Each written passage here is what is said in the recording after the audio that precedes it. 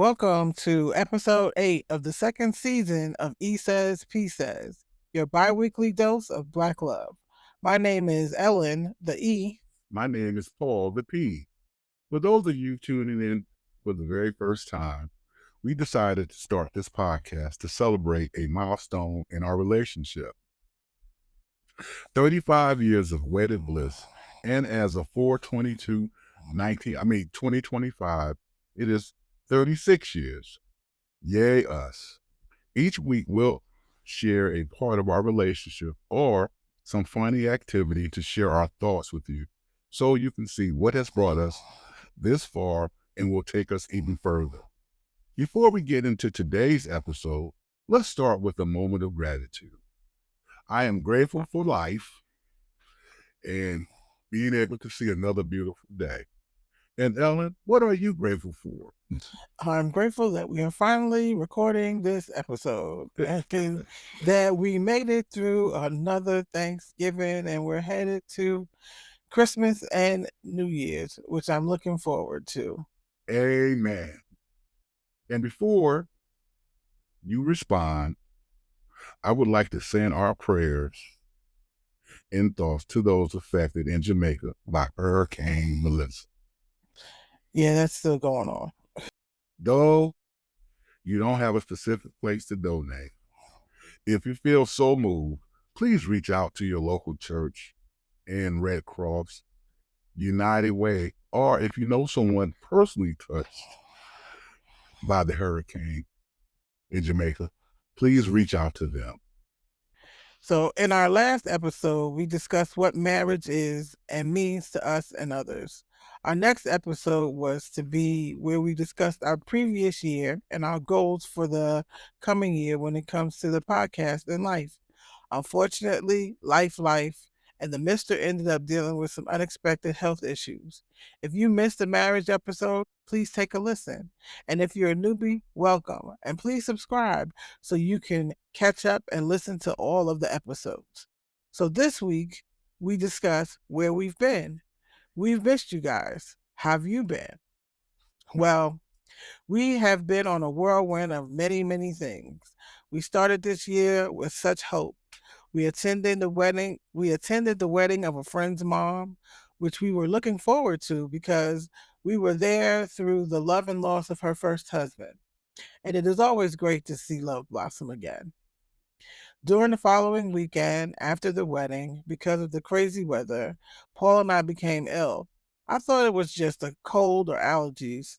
Turns out it was bronchitis for me and fluid retention for the mister, which sent him to the hospital where I almost lost him. Thankfully, with me getting sick, I was not able to go to the hospital when they called and said he was in the ICU. I was also not able to get in touch with him because there was a ransomware attack on the hospital. So they were not working at regular capacity. No phones were working on the floors of patients' individual rooms. There was no computer access for staff as well.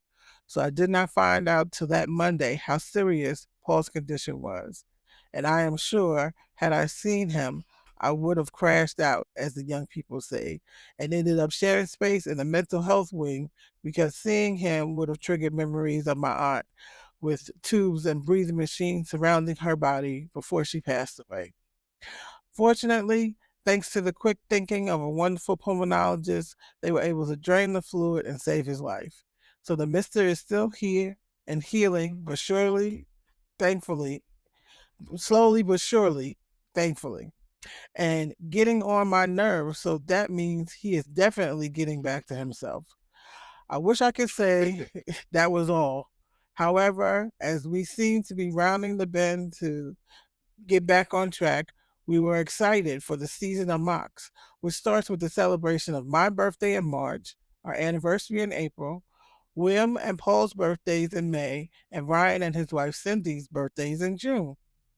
However, it was interrupted by what we shall be what however it was interrupted by what shall be known as Angry April. There was so much loss, unexpected loss. So instead of celebrating, we found ourselves 1 week in North Carolina burying a cousin, and another week back in Maryland burying a sister. It was a lot. And the sad part is, both of them were basically saints, very giving to their communities and selfless in their lives to others. One was the NYPD detective first class, as well as a first responder, and the other a teacher, counselor, mother of 4, and wife of 20 plus years. They will be greatly missed. I also forgot to mention my cousin, the detective, was married for over 20 years as well, and the son and the father of 1. So after April, we started healing our wounds and regrouping again. As we regrouped, we have been discussing our comeback and working on other projects that will be revealed soon. I'm so happy to be back and not only to share our relationship with you again. If ever there was a test for in sickness and in health, it is the illness of your spouse. The part that makes it most difficult is that the person you love is dealing with something that you can only imagine. And you can just hold their hand and make sure that their outside world runs as smoothly as possible. Well, that is my point of view on the last few months. Pretty heavy. And Mr. Mock, what is your take? Well, my take on the last few months has been that I'm just grateful that to be alive, and what you realize when you go through something like I went through, that life really is not as difficult as one thinks, or as you might think, or as anyone might think. You have to be grateful for each day that you get, and look at any challenges that you have really as a blessing, uh, and that always know that God is in charge. And a lot of times you will hear people say that, God's in charge, God's in charge. But you really don't realize how in charge, how much in charge God is, or how much God impacts, all right, until you go through something. And so I really, there's a term that I used to always use myself before I became really ill. God is in charge, but I had to be a believer, and God made me a believer because God saw me through the fire of illness. Okay, and so I'm appreciative. I try to live each day with gratitude and gratefulness. One thing too uh, that I realize is that you really don't understand how blessed you are. I'm just talking about. I'm not talking about all these huge financial blessings or things. And I'm talking about just being able to walk, like ordinary people, being able to breathe properly, being able to go in the refrigerator and just get something to eat that you like. These little basic things, a lot of things that we just take for granted. Being able to get in and out of your car, and to be able to see and to get to certain places and see. Because I just had a recent cataract surgery too, and so I dealt with that challenge. But just not to take life for granted, to take things for granted. So that's one thing I learned through my experience, my journey. I call it my illness journey. Is that not to take things for granted, not to take people for granted, because people do not have to be here. Things can change swiftly from one day to the next. And so you have to kind of value and cherish each day. And I think a lot of times we as people, we just take things for granted. And so this is one huge lesson that I've learned, is not to take my friends for granted and life for granted, my family for granted, to enjoy Thanksgiving, to enjoy Christmas, not to complain less, but sometimes people complain. They don't even realize how blessed they are. They complain. They don't understand how blessed they are to have something to eat every day. I know that people say, "What you? What are you talking about?" That's some people don't have nothing to eat. When they go to bed, they don't have a bed. When they go to try to go to sleep, they don't have a bed to sleep in. So I'm just saying, we really a lot of us are really living a life of abundance, and we don't even realize it, because we just become so used to having to live in the way that we live, that a lot of times we forget about the suffering of others. And so I'm a little bit more, more aware of that. So it's taught me a lot. What I've gone through has really taught me a lot, done many lessons. You know, grateful for the teachings of the Lord that He put me through this for a reason. That He kept me for a reason. You know, when I say kept me, meaning that He kept me on earth for a reason. He didn't let me come up there with Him. So there must be a reason why He still wants me. Right. So that's what I basically learned. My wife, to everybody out there. Well, now that he's done preaching, what did you ask me? You want me to give you my thoughts? What I did? Well, I'm glad to hear it from your point of view, and I as well. I'm glad that you're still here because I don't think that with all that went on this year, I would not have been ready for for a lesser outcome. Mm. So now let us discuss. What you say lesser outcome? You mean you're not being here. Oh, Yeah. yeah. Yes. So that yeah. Well, Let the public I know can't. how you feel. Okay. I'm just saying. I mean, anyone listening that has a spouse that they love and care for will understands that losing your spouse is right up there with losing your parents. So, especially when it happens unexpectedly. Yes. Unexpectedly. So now let us go to a mock minute. And previously we discussed our 2025 goals to recap, they were to stay consistent with our content. Paul completes part 2 of his memoirs. We continue to gain followers and grow our community. We both stay happy, healthy, and continue to find time for each other so we can share the joy and love of our relationship. And what were your goals, Paul? Well, to finish my memoirs, as you stated, and one goal I want just to stay healthy, so that we can be consistent and achieve the goals that we would like to achieve. You know, so as I said, God must want us to see these projects through because He allowed me to stay on this plane of existence. So I'm assuming that's what He wants us to do to impact others through our work, through our podcasts and our writings and things of this nature. So we've got to go ahead and finish or continue. Yeah, I agree. And well, as we missed them. Well, we missed the mark on those. We stayed happy, healthy is not. I won't say it was taken out of our hands, but Right. it just didn't happen the way we expected it to happen. You and Mr. Paul is working on his second memoir, and it's going to be Still Standing. Mm-hmm. What was it? Son of a. You think I would know these titles? Well, it had a previous title, but we had to change it, so that's why I'm drawing a blank. Oh, but still stand. Son of South Central, still standing. There we go. So Vignettes Part 2. That part I know. Vignettes Part 2. So we're kind of still working.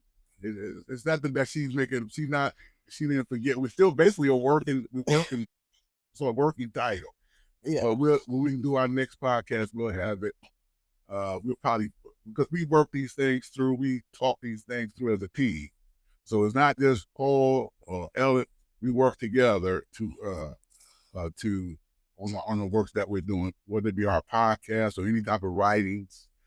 And I want to make it expressly clear too. And my wife has input too on the writings that, things that I write. When she has input, she helps me edit and revise these things. So, and as far as the podcast as well, we work together as a team. So when we come back, our next podcast, we'll definitely have a definite for it. Well, that's so sweet. The talent, as I call him affectionately, has acknowledged everything else. All right, so now we're in the second week of December. Yes. So I guess we're gonna have to find some new goals or continue those goals into 2026. Right. So the next thing that we will And I just wanted to say, nothing wrong with no, it's just, you. If you didn't accomplish, that's why they call them goals. yeah. You want to accomplish them. It's like it's having a roadmap. You want to have a roadmap, and it's have some direction. So as long as we continue that, and then things can go in and out of your roadmap. You can add things, take away some things, or whatever. So I call it, it's malleable. You can move, and you got to have some flexibility with it. So we're still working on that. Well, I'll say that malleable is the better word, because instead of every year setting goals or things that you would like to complete, Right. having them be malleable will probably help with completing them. So instead of, heading to the gym and changing your eating habits and doing all of those things at once, because by December of 2026, you want to be a size 2. And by January of the 31st of 2026, you're back to watching TV and eating popcorn. Mm-hmm. Don't look at yourself as not completing that goal. Reassess and start again. Mm-hmm. Sometimes it takes more than once to finish something. And depending on what that goal is, losing weight and changing eating habits can be difficult. Yeah. As we can both attest to. But it's a constant fight. Anything that you want to achieve at the stage, that's why I like that word consistent.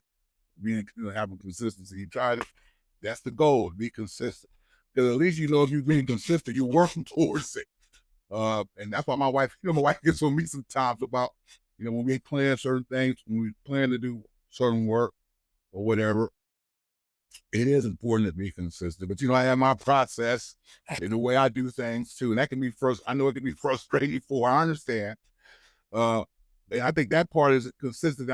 One thing I did think about was that you kind of have to do this type of work that we're trying to do and treat it like a job. And I understand that, kind of get up at the same time, and you may not get a lot done, but if you just have your mind focused on, okay, hey, we said this time is to do that time, you might only get 30 minutes done, but at least you got something done. That's how I used to think about teaching sometimes when I wouldn't be feeling well. And, I would say, I really don't want to, and I really shouldn't be at work. But I would go in, particularly when I was teaching elementary school, working with my kids. That sub is not going to do it the way that I'm going to do it. It's not going to be the same richness. It's not going to get the kids the same substance. And so, and by the time I do all these lesson plans, and everything, yeah, I'm going to do all of this because I'm required to, because the county says I got to do X, Y, and Z. However, I know that teacher is not going to relate the lesson like I would relate. So a lot of times I would find myself coming in, forcing myself in to come to school. Because even with me being ill and being sick, it's going to be I'm going to do a better job than that sub would do, because the sub doesn't know the kids. The sub doesn't know the kids' learning styles or what the kids' triggers or whatever. Or so the same way with what we're doing, because being consistent, working with each other, planning together, even if we just do 30 minutes to an hour, it's something that we're making some type of progress. So I do see my wife's point of view. Of course, and she calls me the talent. Affectionately, she calls me the talent. And, I do, when it comes to particularly the writing part, I do have a certain process that I go through. And then, as I said to my wife, that writing piece for me, it can be quite emotional, because what writing makes you do, particularly when you're doing memoirs, which is what I'm attempting to do, is that you have to think about things that have happened. Some things are painful that have occurred, so sometimes it's hard to put that on paper. And then, sometimes I'm writing and I'm crying at the same time. And I'm not ashamed. I'm 60 years old. I'm not ashamed to say that. Yes, I cried. It's okay to do that. But there's some things that have been happening in my past, in my life, particularly as a young person growing up in South Central, that have been painful, so it's hard to write about. But I move forward, we move forward, because I think it's important for people to read about my experiences and to see how I was able, even in spite of the hurdles, that I was able to overcome a lot of things and, be, successful. Okay. So thank you, dear, giving me that, let me be on my soapbox. Oh, you love being on your soapbox. I appreciate that. Yes. Well, Well, audience, listening. So I really do appreciate it. well, I mean, sometimes you just gotta get it out. Yes. And so with it being the second week of December, as I said, we're going to continue with the goals that we started in 2025 and perhaps add some more. You'll have to stay tuned. And when we get back to you guys, we challenge you to have some goals or things that you would like to achieve in the next year. Have your list ready and check it off or check in with yourself periodically and see if you're making the steps towards accomplishing it. And we will do our best as long as life doesn't life the way it did this year. We'll do our best to be here and check in with you. And so on another note, we wanted to with my husband, Mr. P being in the teaching arena, I was reading about them banning cell phones in Sweden. And it starts next school year in 2026, which they said in the article is an unprecedented move. I guess because since cell phones became so popular, no one has ever thought to ban them from school. The only way I think in the US you get banned from using your cell phone is if you have done something so heinous that the school will not allow you, just you, the individual person, not the whole school, to use your phone in school ever again. Like, tell your parents, don't, if he brings his, if he or she brings their phone in, they get kicked out of the system bad. And I don't know what that would be here, and I don't even want to try to figure that out. But I mean, because I know kids have shared some things on social media, inappropriate material, and they still have their cell phone. So we could go down a rabbit hole trying to figure out how bad it would have to be to get banned here in the U.S. I agree. I'll say this. We just had a situation at a high school in Texas where a young man had lost his life, and the kids were there videotaping this altercation between these two young, and unfortunately, the young man lost his life. This is and that's against, of course, it's I'm sure they have a policy against recording these type of things and putting them on. And I want to stress this to everybody. This young man, I'm not even getting into the circumstances about self-defense or whatever. I'm not getting into that. This is not a courtroom. This is, this is a podcast, and we just talk about things that occur in relationships and in society. Why would young people videotape something like that? That egregious. This is a young person that lost their life. And this is why I agree with Sweden. Why do you need to have a cell phone in school? Now, some people argue, well, we need to have the cell phones in case somebody is an active shooter or this and that. Okay. You got a cell phone in the school with an active shooter coming in the building. There are administrators in these buildings. Believe me, they're highly trained. Okay. And there are protocols when you have a shooter that comes in. All right. The students having a cell phone is not going to stop the act of an active shooter.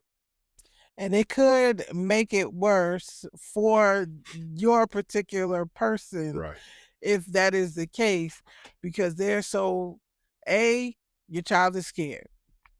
B, your child needs to get someplace safe, but they have their phone and they want to reach out to a parent. Right. And when they're reaching out to that parent, they could be putting themselves in harm's way.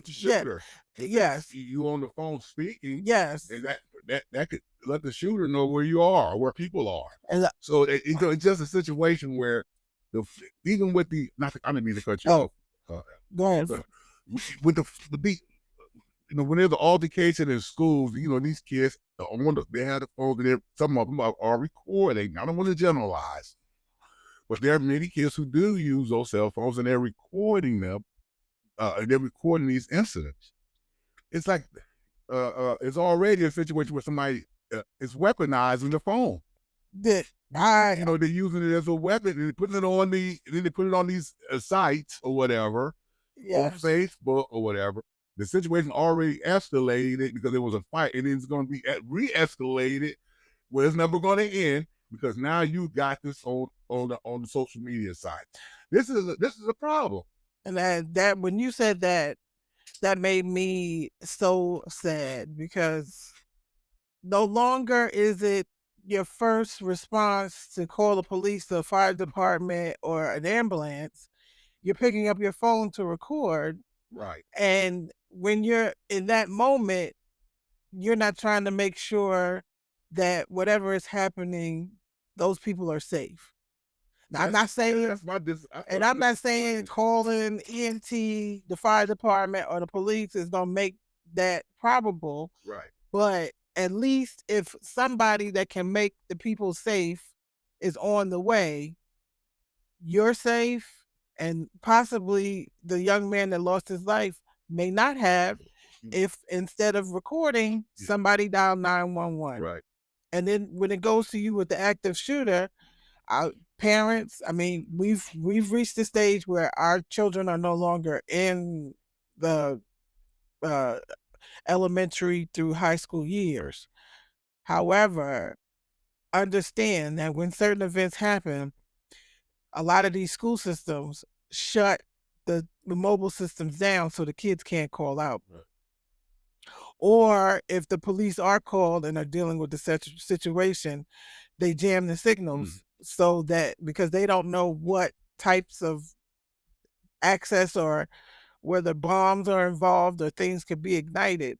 So you won't be able to get in touch with your child depending on the situation. And we as parents must help our children to understand that a cell phone is a tool. Yeah. It's not a third parent. And that, we have to start thinking about each other again. Yeah. I think these devices come in the middle of us because I too get wrapped up. I was listening to, and depending on what you're listening to at the time and how the story is told, you can flip your mind into that safety position to the person's position and the recording happening. So another situation that happened is this DoorDasher. She went to deliver food. This man was passed out in his house, half naked, like he had passed out on the couch. Instead of her calling 911, because that's not normal for somebody to be, in their own house. Yeah. The pants halfway down, passed out on the couch. They had left the door, I guess, cracked so that the person could, I guess, just slip the food in and close the door. And she walks away and says that she's SA'd because this person was half naked. What's that mean? Tell the audience what's that SA. Sexually assaulted. Oh. So, and that can happen that if that was the person's intention. Unfortunately, this gentleman was passed out. So he couldn't do anything to anyone. Right. So it should never, like if you knock and call out and you see a person is not in a normal state. Naked? Yeah, half naked. Like he had been out, his pants were pulled down. What time was it? It was like 10 o'clock. At night? Yeah, 10 o'clock at night or whatever. And instead of her being offended to me, she should have called for help. That man could have been deceased for all we. They see the outcome of what happened. Because it's in another state.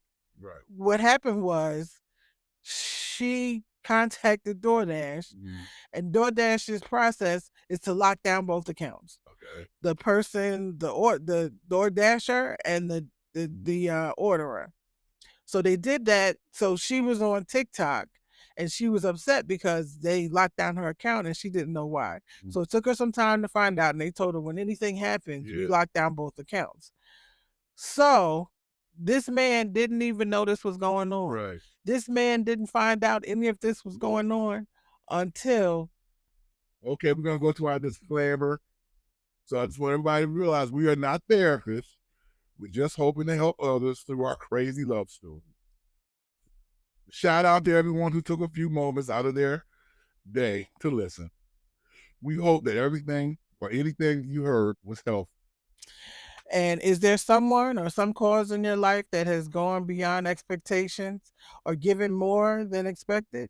Well, why don't you show your appreciation by giving your time, talent, or funds to them? And please feel free to share who or whom you appreciate. It feels good to say thanks. Or you can just send a note or leave one on our social media platforms to thank someone you know working hard at whatever it is that they do that is making lasting change in their field or the world. If you know someone who'd love to listen, please ask them and you to check out our website, mockmediagroup.com, where you can subscribe and listen to all things Mock. If you like this content, we love your support in improving the show. Donate at buymeacoffee.com/Mock Media Group. This will help us cover hosting costs, gear upgrades, and give us more time to create great content for you. And make sure you subscribe on any platform you listen to podcasts so you don't miss an episode. Thanks for joining us this week on E Says, P Says, your weekly dose of Black love. You can also check us out and keep up with us on our social media platforms, Facebook, Instagram, TikTok, and YouTube at Mock Media Group. And don't forget to subscribe to our podcast on your preferred platform so that you don't miss any of our episodes. And feel free to leave any questions or comments on one of our social media platforms. See you next week. 1,